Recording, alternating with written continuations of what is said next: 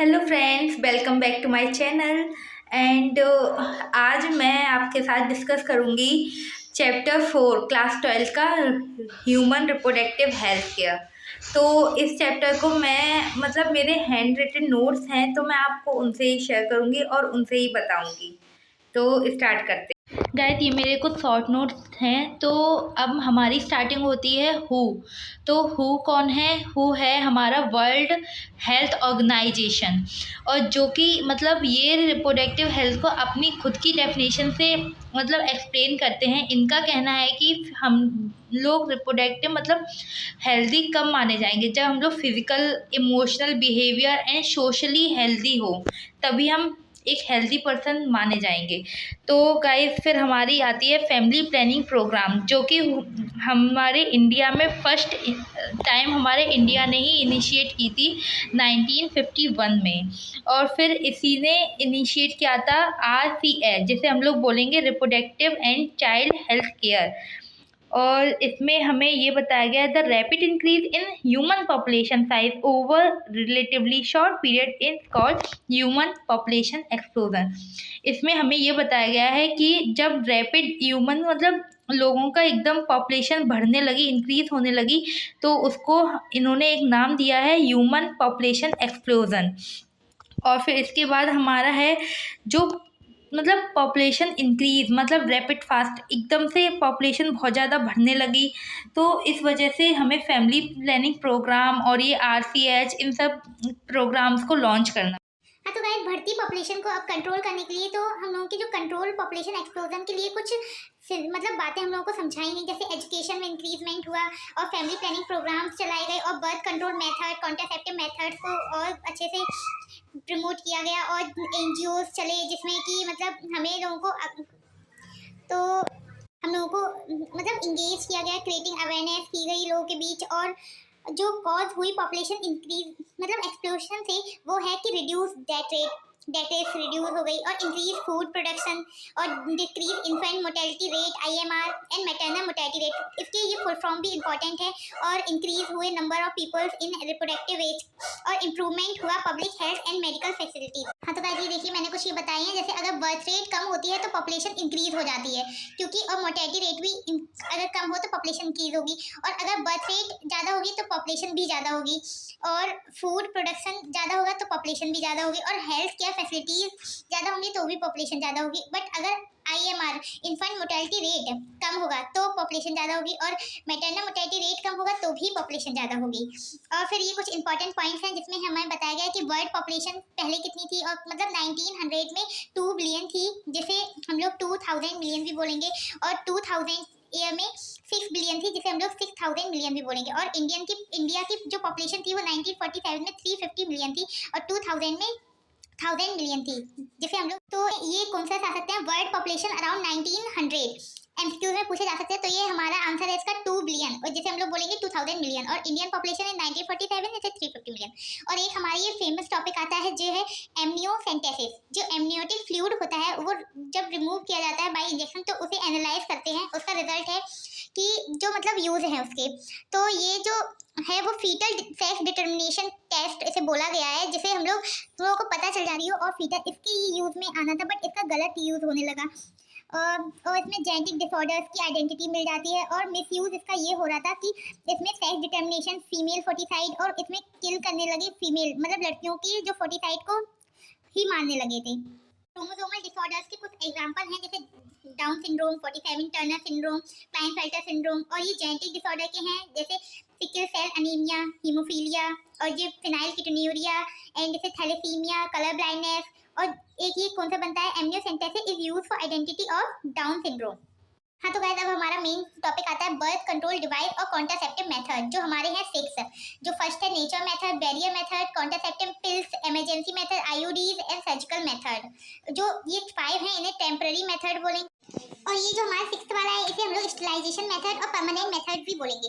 तो अब बात करते हैं फर्स्ट मेथड की, जिसे बोलेंगे नेचुरल मेथड, जो कि है जिसमें 3 पार्ट्स आते हैं, periodic abstinence, withdrawal, coitus interruptus and lactational anaemia.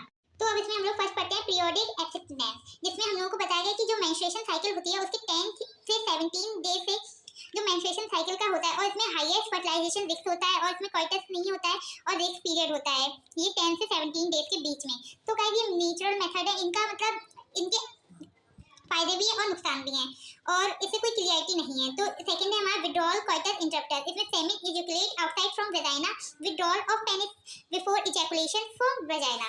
और ये हमारा जो थर्ड है वो है हमारा जो प्रेग्नेंट वुमेन होती है वो पार्चुरेशन, बर्थ के बाद newborn baby prolactin level increase, और जो प्रोलैक्टिन लेवल होता है जिसको बताया गया decrease gonadotropin FSH and LH will decrease. तो इसमें stop menstruation cycle and inhibition of evolution, और स्टॉप कितने मंथ के लिए स्टॉप होते हैं, जब तक बेबी फीड करता है, ओनली स्टॉप इन 6 मंथ।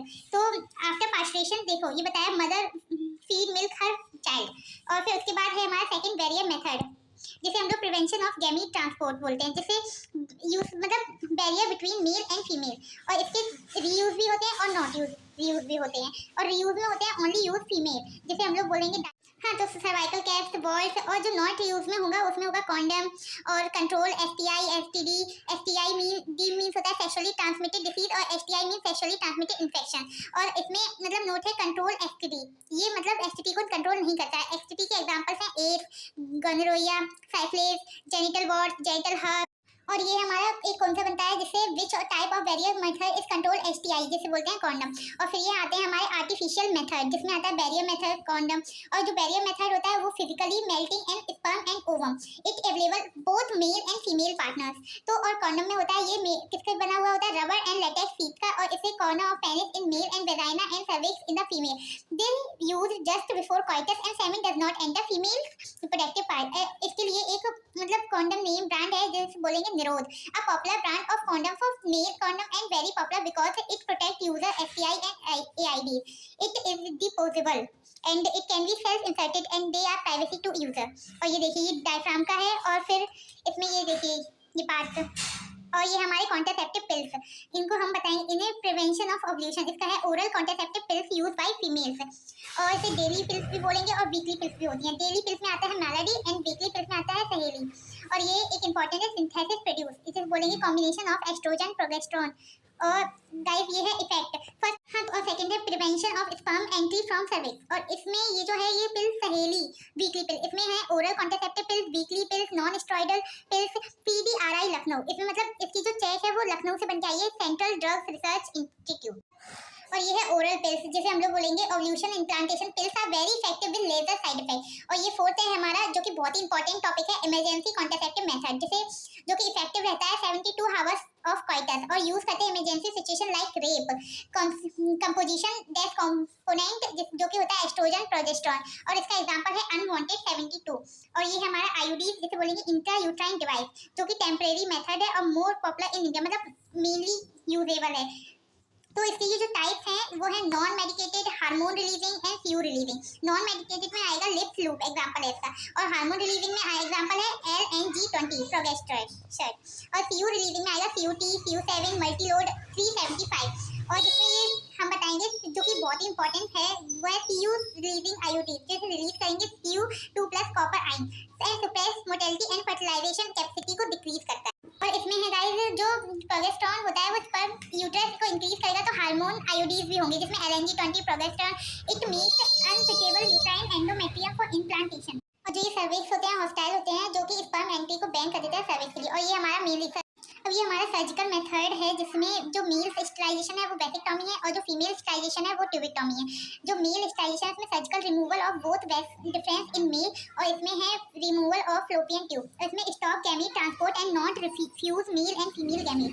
और इसकी जो character and quality of ideal contraceptive method है जो कि बहुत ज़्यादा इंपॉर्टेंट है, मैंने टैग लगा रखा है, जिसमें easily available, effective and reverse, no side effect and least side effect user. और गाइस ये है MTP जो है मेडिकल टर्मिनेशन ऑफ प्रेगनेंसी, जैसे induce abortion, unwanted pregnancy remove, जो कि मॉडिफाई हुआ था 2017 में और लीगली मॉडिफाई हुआ था 1971 में। जो MTP है वो safe within 3 months 12 week of pregnancy, embryo, mother disease, rape case, MTP 1 year 45 to 50 million। MTP है वो 45 टू 50 मिलियन एक साल के अंदर बहुत इसके केसेस आते हैं और इनको किया जाता है। जो एमटीपी है उसमें failure of contraceptive device, pregnancy और रेप और disease, mother, disability of embryo and fitter, इसके लिए इसका यूज होता है। और इनफर्टिलिटी में physical, immunological, genetical and physiological में जो ये है ये टेक्नोलॉजिकली है यूज जो न्यू प्रेगनेंसी के लिए होती है एआरटी, जैसे बर्थ न्यू प्रेगनेंसी होती है, use of ART infertility solution जो कि होता है असिस्टेड रिप्रोडक्टिव टेक्नोलॉजी, जैसे आईवीएफ एंड आईसीएस।